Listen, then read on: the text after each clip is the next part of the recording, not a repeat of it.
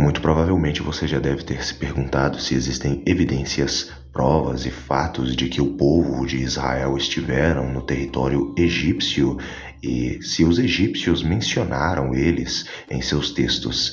E a resposta para essa pergunta é sim, e neste vídeo eu quero apresentar para todos vocês a incrível estela de Merneptah, do faraó Merneptah, que cita claramente o nome de Israel e nos dá detalhes a respeito de Israel no território de Canaã. Portanto, eu peço que deixem os seus likes, os seus comentários, se inscrevam no canal e compartilhem este vídeo para outras pessoas.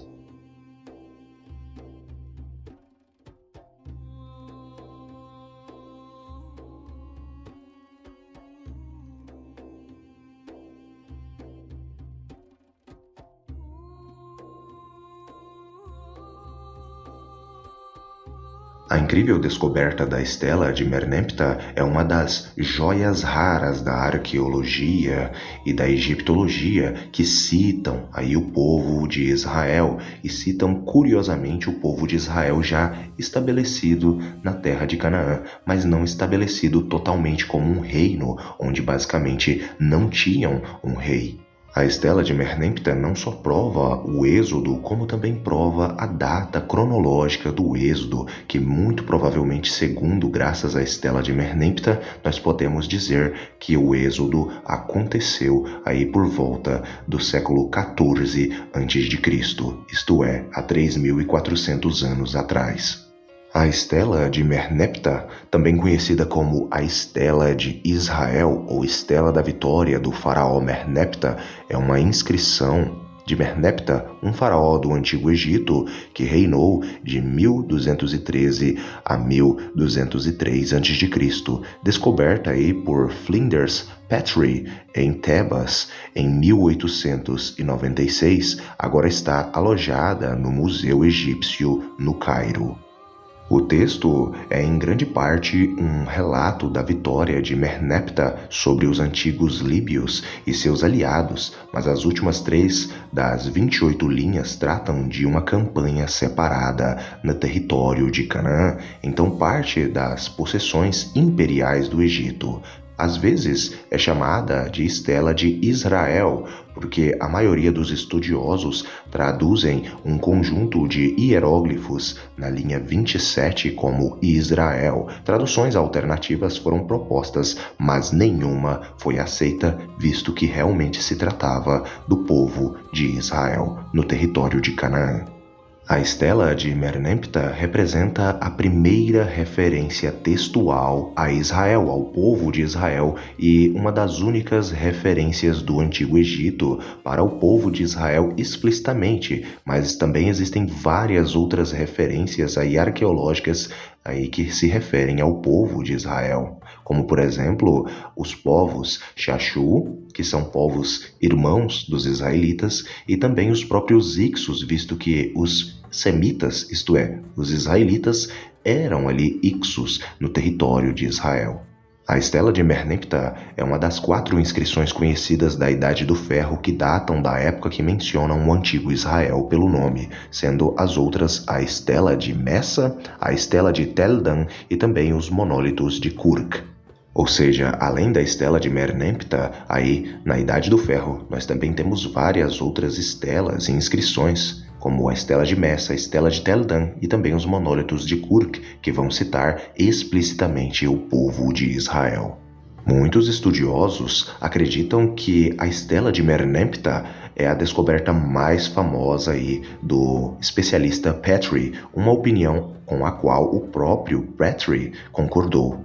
Falando sobre a descrição e o contexto, a estela foi descoberta em 1896 por Flinders Petrie, na antiga cidade egípcia de Tebas, e traduzida pela primeira vez por Wilhelm Spiegelberg em seu capítulo Inscrições da publicação de Petrie de 1897. 6 templos em Tebas, Spiegelberg descreveu a estela como gravada na parte traseira áspera da estela de Amenhotep III, que foi removida de seu templo e colocada de volta para fora contra a parede no pátio do templo de Merneptah.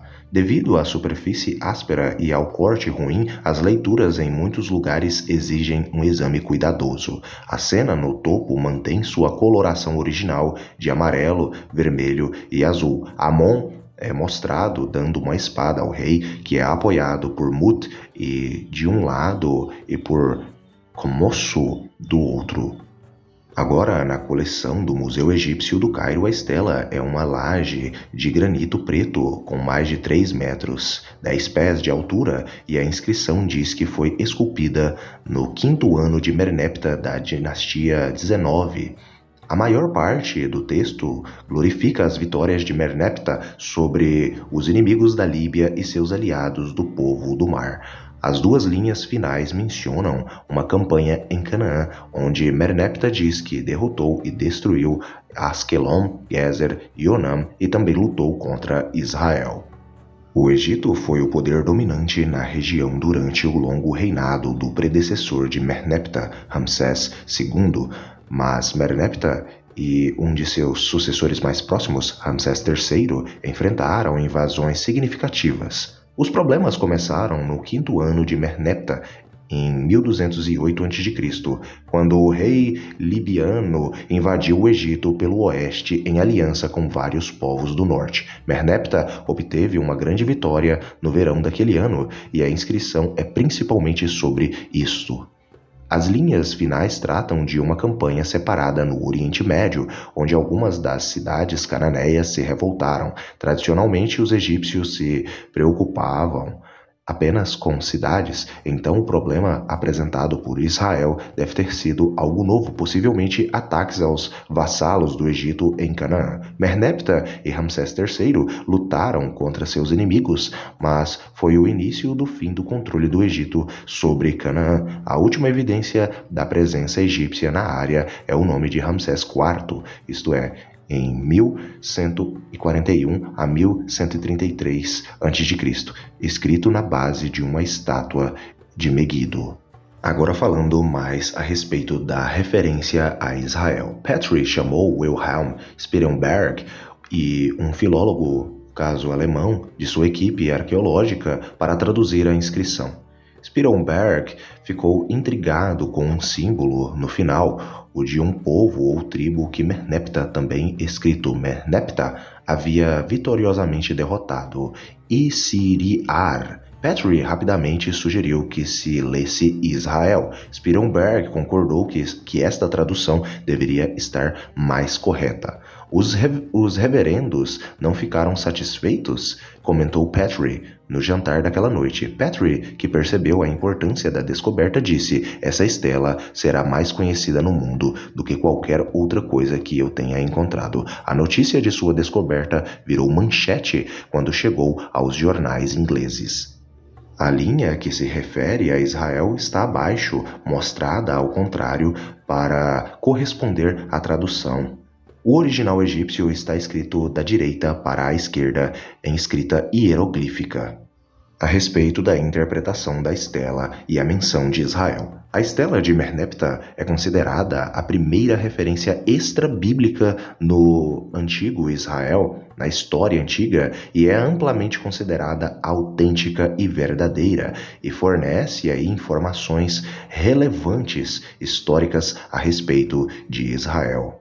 A estela de Merneptah também muda os olhares aí cronológicos das linhas temporais bíblicas, visto que muitas das vezes foram já ditas a respeito do Êxodo. Muitas das vezes a maioria aí acredita que o faraó do livro do Êxodo, aquele que lutou contra Moisés, as pragas e desafiou o próprio Deus, seria o faraó Ramsés II, porém isso está totalmente equivocado. Por que eu falo que está totalmente equivocado? Pois a evidência histórica aí que trata a respeito de Israel, a estela de Merneptah, nos mostra e nos fala que Israel era um grupo ainda não formado totalmente no território de Canaã e não tinham nenhum rei. Está escrito na estela de Merneptah Merneptah, que eles não tinham nem um rei ainda. Curiosamente, isso nos remete que a estela de Merneptah ali estava tratando de um tempo em que os israelitas já tinham adentrado o território de Canaã e não estavam no território egípcio, e para estarem naquele território e serem uma sociedade ali sem rei, isso nos mostra que ali nos remete ao tempo dos juízes e não ao tempo do Êxodo. A estela de Merneptah é datada de 1208 e em 1208 estava exatamente no tempo dos juízes, se nós seguirmos uma cronologia bíblica mais correta, visto que os israelitas saíram do Egito provavelmente 200 anos antes. E ficaram no deserto, lutaram, enfrentaram vários e vários reis cananeus, enfrentaram ali várias e várias rebeliões ali de povos vizinhos quando chegaram no território de Canaã. Enfrentaram também alguns povos ali, irmãos deles, geneticamente, como os moabitas, os amonitas, entre outros povos ali que eles enfrentaram. Por conta de tais descobertas a respeito da estela de Merneptah, mencionando o povo de Israel dentro do território de Canaã, já estabelecidos lá como uma sociedade tribal, nós podemos confirmar que o êxodo aconteceu pelo menos 200 anos antes da estela de Merneptah, nos remetendo aí à época do faraó Tutmoses III. Muitos estudiosos consideram que o verdadeiro faraó do Êxodo foi, na verdade, o faraó Tutmoses III, e Tutmoses III enfrentou Moisés e enfrentou as pragas e desafiou o Deus de Israel. A respeito da campanha militar de Merneptah no território de Canaã, no Oriente Médio, nós temos o seguinte: a maior parte da inscrição trata da vitória aí de Merneptah sobre os líbios, mas as linhas finais mudam para Canaã. Vou ler agora para todos vocês. Os príncipes estão prostrados, dizendo paz, isto é, Shalom. Nenhum levanta a cabeça entre os 9 arcos. A desolação é para Tcherenu, Hati é pacificada. Saqueada é a terra de Canaã com todo o mal. Levada é Ascalune, apreendida é Gezer, e Oanã é feita inexistente. Israel é devastada e sua semente não existe mais. Caru se tornou uma vitória por causa do Egito. Todas as terras juntas são pacificadas. Todos os que estavam inquietos foram amarrados. Talvez o que mais me chama a atenção nos hieróglifos é que quando vai falar a respeito de Gezer, Yoanam, e também vai falar a respeito de Askelon e dos Terrenu de Hati, aparece o símbolo egípcio para tais reinos, o símbolo para reis. Mas quando chega para falar do povo de Israel, o símbolo muda, nos mostrando que Israel era uma sociedade tribal sem rei. E isso, curiosamente, só confirma o que os textos bíblicos descritos no livro de Juízes, no capítulo 21, verso 25, já diziam: naqueles dias não havia rei em toda a terra de Israel, e cada pessoa fazia o que lhe parecia direito.